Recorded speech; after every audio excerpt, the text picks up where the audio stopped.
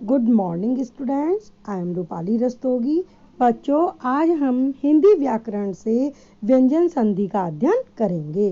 पिछली क्लास में हमने स्वर संधि के भेदों का अध्ययन किया था।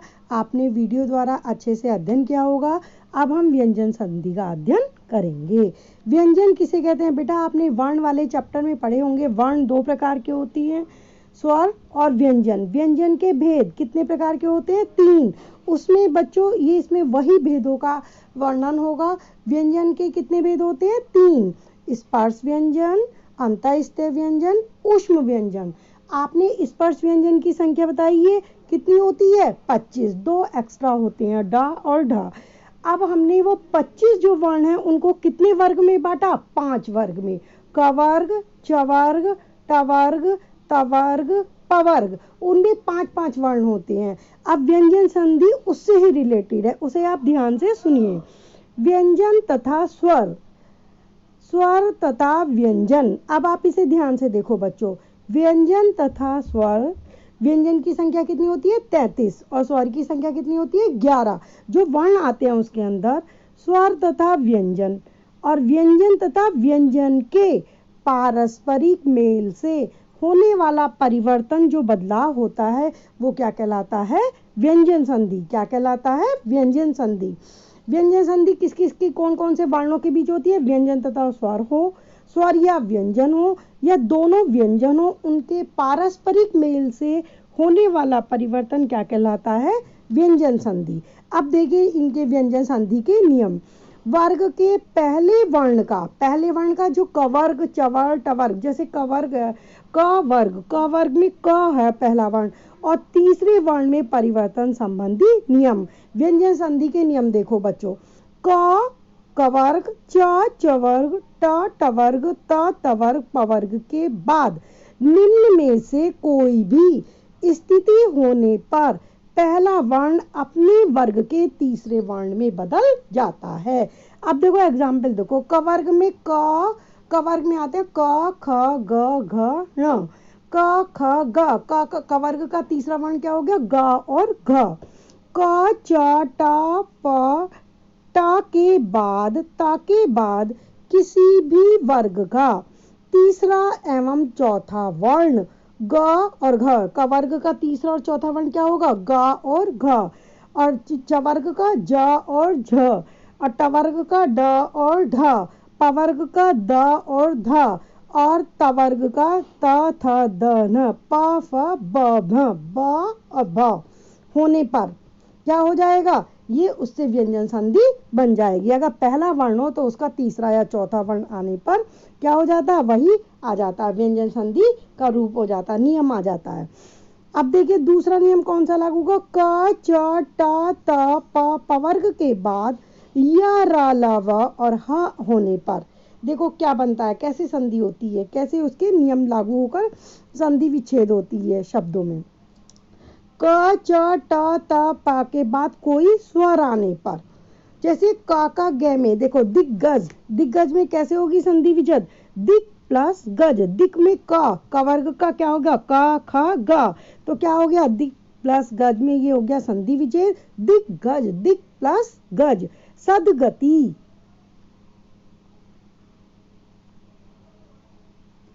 सदगति।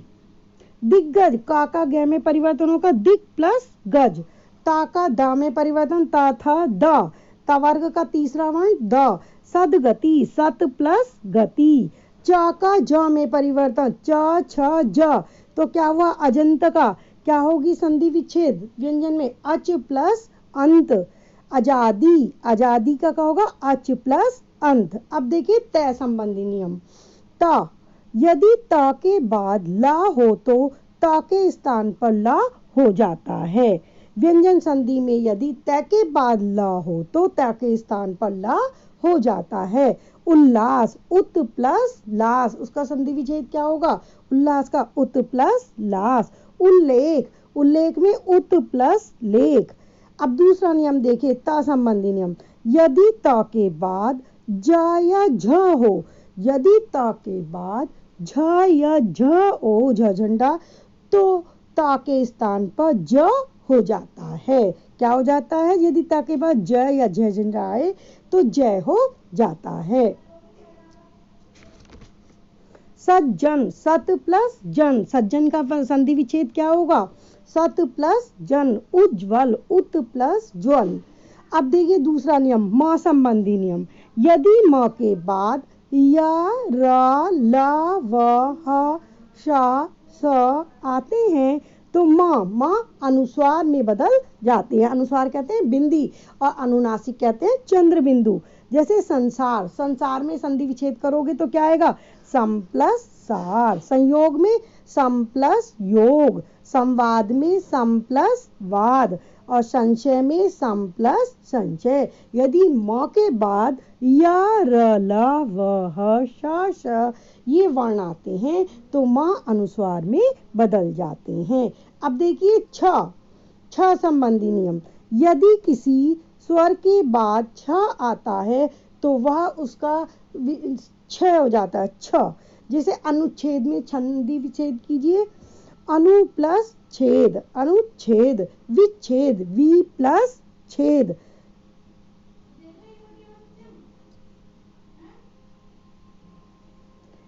अब आइए, अब आपका यहाँ व्यंजन संधि का हुआ वर्णन।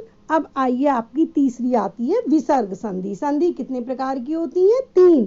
स्वर संधि, व्यंजन संधि, विसर्ग संधि। बच्चों वीडियो द्वारा आप इसका अच्छे से अध्ययन करोगे तो आपको संधि जल्दी क्लियर हो जाएगी। अब विसर्ग कहते हैं, विसर्ग में ह की आवाज आती है।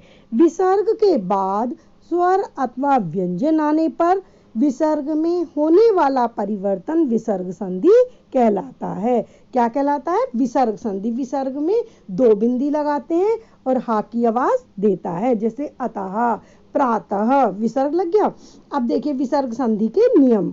ओ का नियम, यदि विसर्ग से पहले 2 बिंदी से पहले आ और उसके बाद आ या किसी भी वर्ग का, वही चवर्ग, तवर्ग, पवर्ग, टवर्ग, उसका तीसरा, चौथा या 5वां वर्ण या य, र, ल, व में से कोई वर्ण हो तो विसर्ग का ओ हो जाता है। जैसे एग्जाम्पल देखो, मनोनुकूल, मनः प्लस अनुकूल। मनः में विसर्ग लग गया 2 बिंदी और बाद में आ आया तो क्या बन गया इसका? ओ। क्या हो गया?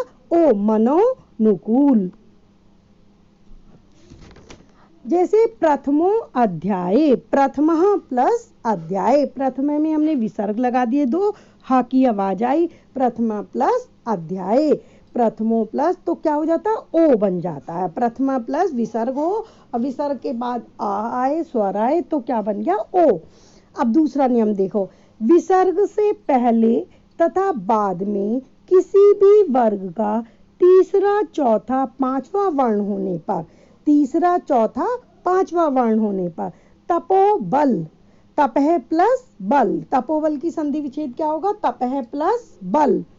तमोगुण, तमह प्लस गुण। अब दूसरा नियम देखिए, विसर्ग से पहले आ तथा बाद में या, र, ल, व, ह होने पर तो देखो क्या बनता है? मना प्लस हर, मनोहर। मनोहर में संधि करोगे तो मना प्लस हर। निर्धन में नी प्लस धन। दुर्जन में दुहु प्लस जन। निर्जन में निहि प्लस जन।